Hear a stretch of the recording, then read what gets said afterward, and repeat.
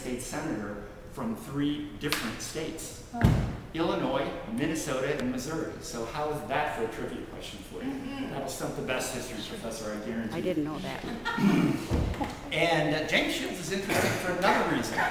James Shields is very interesting because James Shields, about a year after he wrote this check to Abraham Lincoln, James Shields actually challenged Abraham Lincoln to a duel to the death.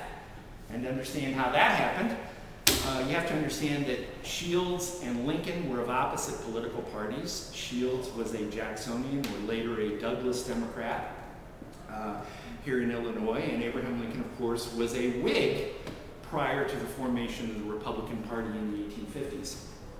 So they were of opposite political parties. And Abraham Lincoln, in 1842, had been writing a series of anonymous letters to the local paper here in Springfield. I think you may have heard of them, the Rebecca letters. That was how they were signed. He wrote a series of anonymous letters to the local paper here in Springfield, questioning James Shields' management of the financial records here in this office. Well, Shields found out that Lincoln was the author of those anonymous letters, and he got so angry with Lincoln that he literally challenged Lincoln to a duel to the death. Well, you know, Lincoln was really kind of embarrassed by this whole incident. He really didn't want to fight this duel with Shields, but he didn't really feel for reasons of honor that he could ignore this challenge. So Lincoln thought about it and he said, you know, I'm going to accept this challenge.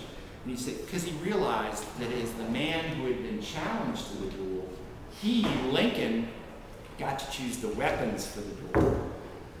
You have to remember that Abraham Lincoln was a very tall man with very long arms. James Shields was a very short man with very short arms for his day. So Abraham Lincoln accepted the challenge to the duel, and Abraham Lincoln very shrewdly chose the weapons for the duel of sabers.